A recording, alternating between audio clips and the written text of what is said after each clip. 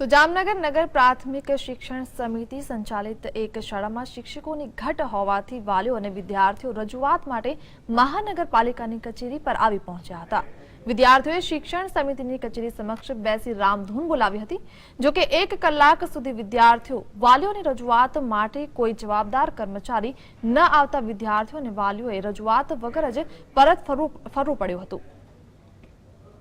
જામનગર મહાનગરપાલિકામાં આવેલી શિક્ષણ સમિતિની કચેરી સમક્ષ રામધૂન બોલી રહેલા આ વિદ્યાર્થીઓ છે શાળા નંબર 19ના। પાણાખાંડ વિસ્તારમાં આવેલી નગર પ્રાથમિક શિક્ષણ સમિતિની શાળા નંબર 19માં હાલ 1057 વિદ્યાર્થીઓ અભ્યાસ કરે છે, જ્યારે શાળામાં શિક્ષકોની સંખ્યા 20ની છે।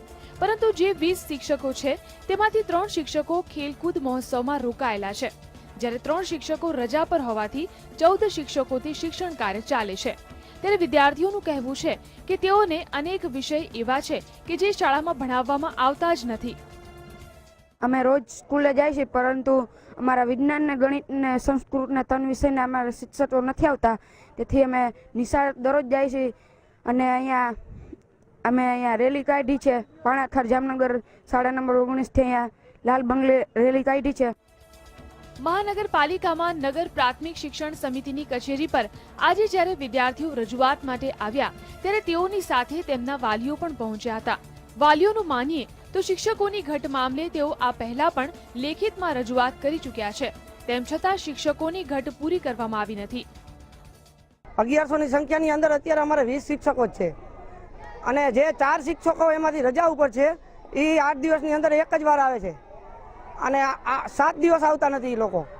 અને અત્યારે અમારે વિદ્યાર્થીઓની શિક્ષણ બગડે છે અત્યારે, કારણ કે શિક્ષકોની ઘટને હિસાબે।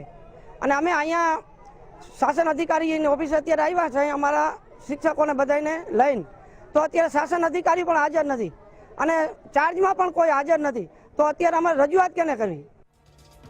આજે જ્યારે વિદ્યાર્થીઓ અને વાલીઓ સરકારી શાળા તરફથી મોં ફેરવી રહ્યા છે, ત્યારે જામનગરની 19 નંબરની શાળા એવી છે કે જ્યારે છેલ્લા વર્ષોમાં વિદ્યાર્થીઓની સંખ્યામાં ઉત્તરોત્તર વધારો થયો છે।